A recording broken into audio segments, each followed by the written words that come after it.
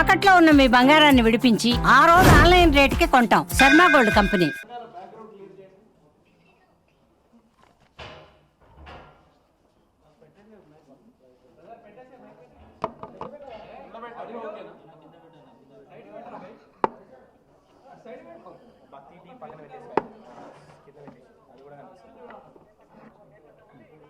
ఇది లైవా?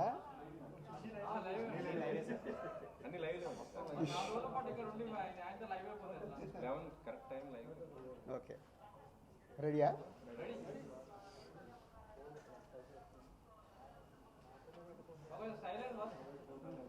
అందరికీ నమస్కారం. మీ అందరికీ తెలిసిందే, 4 రోజుల నుంచి ఫిలిం ఇండస్ట్రీలో అండ్ ఇంకా కొన్ని ప్రైవేట్ సెక్టార్స్ మీద ఇన్కమ్ ట్యాక్స్ సెర్చులు జరిగాయి. సో ఈ సెర్చుల విచిత్రం ఏంటంటే, మీడియా వాళ్ళందరూ ఛానల్స్లో కానీ సోషల్ మీడియాలో కానీ నేను సెలబ్రిటీని కాబట్టి ఎన్నో సెర్చులు జరుగుతున్నా, సో నా న్యూసే మీకు క్యూరియాసిటీ ఉంది కాబట్టి మీడియాకి కానీ మీ మీడియా ద్వారా సొసైటీకి కానీ, సో దానికి మీరు ఎంత ఫోకస్ చేస్తున్నారో 4 రోజుల నుంచి మీడియా ద్వారా చూస్తూనే ఉన్నాం. సో అందుకే మీ క్యూరియాసిటీకి దీనికి 4 రోజుల నుంచి ఏమి జరిగింది అనేది చెప్పాల్సిన అవసరం ఉందని మీ అందరినీ పిలవడం జరిగింది. లేకుంటే తెలిసింది తెలియని ఏదేదో న్యూస్లు వేసుకుంటూ 4 రోజుల నుంచి హైలైట్ చేస్తూ ఉన్నారు. ఇన్కమ్ ట్యాక్స్ సెర్చ్ అనేది మాకు 2008లో ఒకసారి జరిగింది. అంటే దాదాపు 16 సంవత్సరాల తర్వాత ఈ సెర్చ్ జరిగింది. మధ్యలో 3 times సర్వేస్ ఉన్నాయి. సర్వేస్ అంటే అకౌంట్ ఆఫ్ బుక్స్ అనేది చూస్తారు.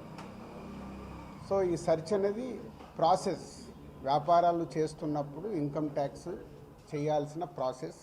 అలాగే మా మీద కానీ అదర్ వేరే ప్రొడక్షన్ హౌజెస్ మీద కానీ ఫైనాన్సర్స్ మీద కానీ నిన్న సెర్చెస్ అన్నీ ఉన్నాయి. పోతే మా దగ్గరకు వస్తే మా కుటుంబం మీద ఏదైతే ఆఫీసు ప్లేస్ ఉందో ఆఫీస్ దగ్గర ఈ సెర్చులు జరిగాయి. సో మొదటి 3 రోజులు ఎవరిది వాళ్ళకి ఇండివిజువల్గా సెర్చ్ చేసి స్టేట్మెంట్స్ తీసుకుంటారు. అయిన తర్వాత లాస్ట్ డే నిన్న ఆఫీస్లో కన్క్లూడ్ చేస్తారు. సో మా హౌజెస్లో జరిగిందా కానీ ఆఫీస్లో జరిగిన దాంట్లో కానీ చాలా రిపీటెడ్గా వేసిన కొన్ని ఛానల్స్లో కానీ సోషల్ మీడియాలో కానీ ఇంత డబ్బు దొరికింది, ఇంత డాక్యుమెంట్స్ దొరికాయి, అది దొరికింది అనేది కొన్ని హైలైట్ చేశారు. ఎక్కడ కూడా మా దగ్గర డబ్బు కానీ డాక్యుమెంట్స్ కానీ ఐడెంటిఫై కానీ మా దగ్గర నుంచి వాళ్ళు తీసుకున్నది కానీ లేదు. నా దగ్గర ఒక 5 lakhs, మా శిరీష్ గారి దగ్గర ఒక 4.5 lakhs, అలాగే మా డాటర్ ఇంట్లో 6 lakhs, ఆఫీస్లో 2.5 lakhs, మొత్తం బిలో 20 lakhs. మా అందరి దగ్గర కలిపి బిలో 20 lakhs ఉంది. అలా ప్రతి ఒక్కటి ఇట్లా వాళ్ళు ఇన్కమ్ ట్యాక్స్ ఏమేమి చూశారనేది ఇలా వాళ్ళది అయిన తర్వాత పంచనామా చేసిస్తారు. సో క్యాష్ రూపంలో అది. అలాగే 5 సంవత్సరాల నుంచి మేము ఎక్కడ ప్రాపర్టీస్ కానీ వేరే దాంట్లో ఇన్వెస్ట్మెంట్ చేయడం కానీ ఎక్కడ ఏమీ జరగలేదు. అది కూడా డిపార్ట్మెంట్కు టోటల్గా అందరి దగ్గరికి వెళ్ళి క్లియరెన్స్ చేసుకున్నారు. ఇది క్లీన్, ఎక్కడ డాక్యుమెంట్స్ కానీ అలాంటివి ఎక్కడేం లేవు. అలాగే బిజినెస్ దాంట్లో ప్రొడక్షను, డిస్ట్రిబ్యూషను, థియేటర్ సైడ్ ఉన్నాం కాబట్టి వాళ్ళకి అన్నీ డీటెయిల్గా కావాలి. డీటెయిల్ అంటే ప్రొడక్షన్ ఎలా జరుగుద్ది, ప్రొడక్షన్లో 24 క్రాఫ్ట్స్ ఉంటాయి. ఆ 24 క్రాఫ్ట్స్లో లావాదేవీలు ఎలా ఉంటాయి ఒక్కొక్క సినిమాకి. సో ఆ డీటెయిల్స్ అన్నీ వాళ్ళు తీసుకోవడం జరిగింది. అలాగే డిస్ట్రిబ్యూషన్ సైడ్ ఎలా ఉంటుంది, ఎగ్జిబిషన్ సైడు ఎలా ఉంటుంది అనేది వాళ్ళన్ని డీటెయిల్స్ అడుగుతూ అందరి దగ్గర తీసుకొని ఫైనల్గా నా దగ్గర నిన్న ఇవన్నిటిని ఎవరెవరు ఏమేమి స్టేట్మెంట్లు ఇచ్చారు, ఏముంది అనేది ఫైనల్ నాతో నిన్న కన్క్లూడ్ చేశారు. డిపార్ట్మెంటే ఆశ్చర్యపోయింది. అంటే ఇంత దిల్ రాజు గారిని మేము ఏదో ఎక్స్పెక్ట్ చేసాం, అలా ఉంటుంది ఇలా ఉంటుందని సెర్చ్ జరిగేటప్పుడు దే ఆర్ వెరీ హ్యాపీ. వాళ్ళకు మాకు జరిగిన కోఆపరేషన్లో కానీ దాంట్లో కానీ they are very happy department. ఫర్దర్గా ఆడిటర్స్ డిపార్ట్మెంట్ ఉన్నదాని మీద వాళ్ళు క్లారిటీ చేసుకుంటారు. అన్ని బుక్స్ ఆఫ్ అకౌంట్స్ కరెక్ట్గా ఉన్నాయా, ఇవేమున్నాయి లాస్ట్ 5 years అని అవన్నీ వాళ్ళు చేసుకొని కన్క్లూడ్ చేస్తారు. ఇదైపోతే మా మదర్ది, అమ్మకి 19th రోజు కాఫ్ కోల్డ్ ఎక్కువైంది. 19th అయిన తర్వాత ఇంట్లో వెళ్ళేసి ట్రీట్మెంట్ తీసుకొని వచ్చి ఇంట్లో ఉన్నారు. సడన్గా కాఫ్ ఎక్కువ అవుతే ఇమీడియట్లీ హాస్పిటల్కి పంపించాం. దానికి ఎవరో కొందరు హార్ట్ అటాక్ అని ఇంకేదో అయిందని రకరకాల న్యూస్లు క్యారీ చేస్తారు. She very fine. జస్ట్ 2 రోజులు, షీఈ్ 81 ఏజ్, 2 రోజులు హాస్పిటల్లో ఉండి ఇప్పుడు డిశ్చార్జ్ అయ్యి వస్తున్నారు. షీఈ్ వెరీ నార్మల్. లంగ్స్ ఇన్ఫెక్షన్ కొంచెం పెరగడం వల్లే కాఫ్ వచ్చింది, దానికి ట్రీట్మెంట్ తీసుకొని వస్తున్నారు. సో దయచేసి నా మీడియా వారిని 4 రోజులు జరిగింది కానీ ఇది కానీ మీకు తెలిసిందో తెలియందో హైలైట్ చేసుకుంటే వేయకండి. నేను ఎప్పుడు రిక్వెస్ట్ చేస్తుంటాను. అంటే ఇప్పుడు నా మీద మీకు ఎంత క్యూరియాసిటీ ఉంటుందో ఒక సెలబ్రిటీగా, అలాగే చాలామందికి అది ఉంటుంది. తప్పుడు న్యూస్ వెళ్ళినప్పుడు అక్కడ వాళ్ళకి ఇటు మాకు తెలిసిన కుటుంబాలు కానీ ఇష్టపడే వాళ్ళు కానీ తప్పు న్యూస్లు వెళ్తాయి. దయచేసి మళ్ళీ నేను ఎప్పుడు చెప్పేదే మళ్ళీ చెప్తున్నాను, తప్పుడు న్యూస్ని బయటికి తీసుకెళ్ళకండి. Okay, thank you. ఎందుకు చేస్తారయ్యా? ఒక్క నిమిషం. 4వ రోజు నాది కాదు కదా, మైత్రిలో జరిగింది, అభిషేక్ మీద జరిగింది, ఇలా అందరి మీద. ఇది ఇండస్ట్రీకి సంబంధించి ఎందుకు టార్గెట్ చేస్తారు? ఇన్కమ్ ట్యాక్స్ అనేది ప్రాసెస్, ఇదేమో ఇల్లీగల్ కాదు. ఇన్కమ్ ట్యాక్స్ అనేది ప్రతి ఒక్కరికి, మీరు కూడా టీడీఎస్లు కడతారుగా, ఎందుకు కడతారు? అస్సలు తప్పు. ఇవే అంటున్నా, రాంగ్ న్యూస్లు మీ ఇష్టంకి వచ్చినాయి అనేసుకొని వేయడం ఎందుకు? అభిషేక్ అగర్వాల్ కూడా ఉన్నాడుగా, మైత్రి కూడా ఉందిగా, వాళ్ళకు ఉన్నదాని మీద 18 years అయింది. మా మీద సెర్చ్ జరిగి 18 years, ఏమో 2 years కాలే 3 years కాలే. అంటే ఆఫ్టర్ 18 years చేసే వాళ్ళు ప్రొసీజర్, ఇన్కమ్ ట్యాక్స్ ప్రొసీజర్లోనే జరిగింది, ఎక్కడ ఏమీ లేదు. అనవసరమైన ఎక్కువ మీరు ఊహించేసుకొని హైలైట్లు చేయరు. ఓకే,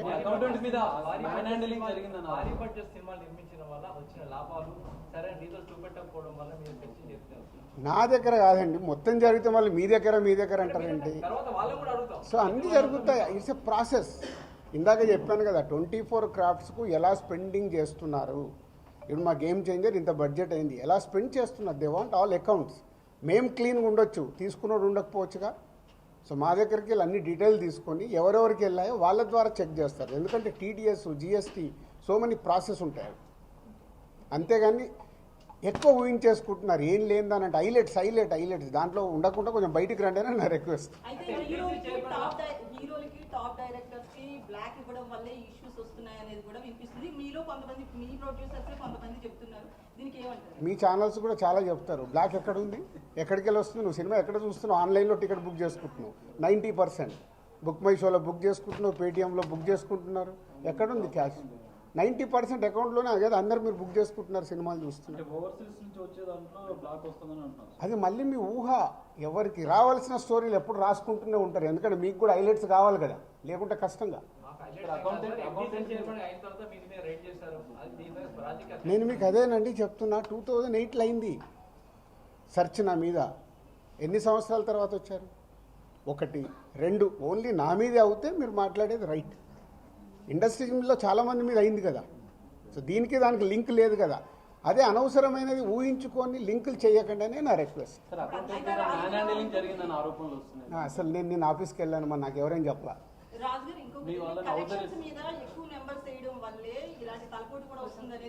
అది మొత్తం ఇండస్ట్రీ అంతా కలిపి మాట్లాడతాం, అది నేను ఇండివిజువల్గా మాట్లాడకూడదు. అలాంటి ఏదైనా ఉంటే కరెక్ట్ చేయాల్సిందే, ఇండస్ట్రీ తరఫున కరెక్ట్ చేయాలి. 22 నుంచి మీరు ఐటీ ఫైల్స్ చేశారా సార్? ఎవ్రీ ఇయర్ ఉంటుంది. 22 నుంచి అంటే ఎవ్రీ ఇయర్ ఉంటుంది. అదే 22, 23 వరకు అసెస్మెంట్స్ అయిపోయాయి. 30% స్లాబ్లోకి ఎంటర్ అయ్యారు కదా, దానికి సంబంధించి కూడా క్లియర్ ఉందా? ఏంటది? 30% ₹40 దాటితే ఐటీ అన్నదాన్ని. మీరు ఎక్కడున్నారండి బాబు? నా కంపెనీ టర్న్ ఓవర్ ఎంత 30% గురించి మాట్లాడుతుంది. హైలైట్ టర్న్ ఓవర్ నా కంపెనీది. ఎప్పుడో 2008లోనే నా సర్వే అయిందంటే అప్పుడే ఎంటర్ అవుతుంది కదా, అవుద్ది. అయితే ఫిల్మ్ ఇండస్ట్రీలో రైట్స్ జరగడం కూడా ఒక ప్రెస్టేజ్ ఇష్యూగా కొంతమంది చూస్తున్నారు, డైరెక్టర్లు, హీరోలు, వీళ్ళంతా. దీనికి ఏమంటారు మీరు? అంటే ఇన్కమ్ ట్యాక్స్ వాళ్ళు అదే అంటారు, సార్ మేము వచ్చినామంటే మీరు పెద్దోళ్ళు అని. సో మీ మీద కూడా చేయించుకోరు, మీరు ఫాస్ట్గా పెద్దోళ్ళు అవుతారు.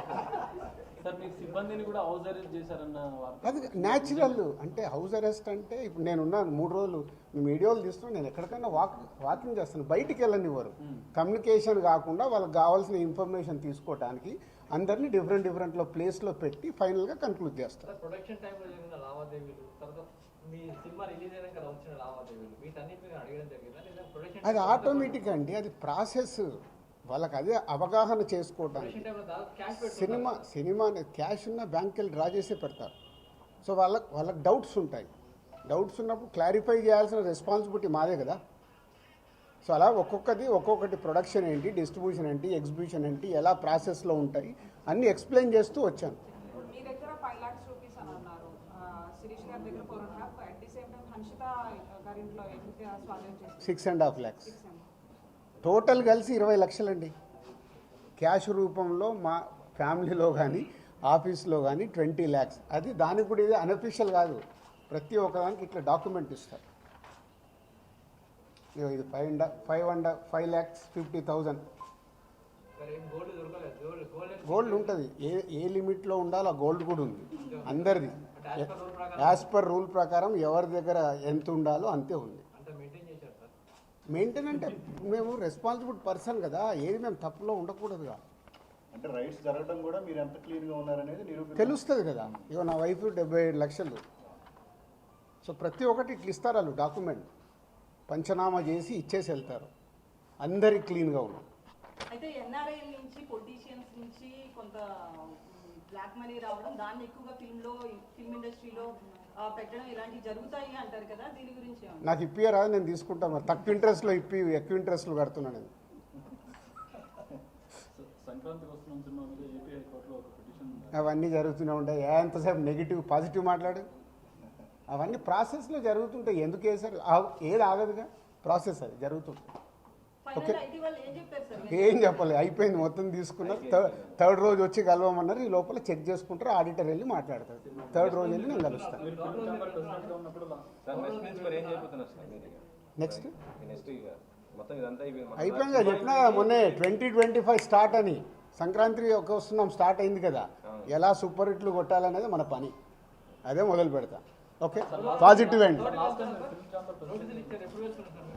థర్డ్ రోజు రమ్మన్నారు. ఈ లోపల ఆడిటర్ వెళ్ళి మాట్లాడతారు. Okay, thank you.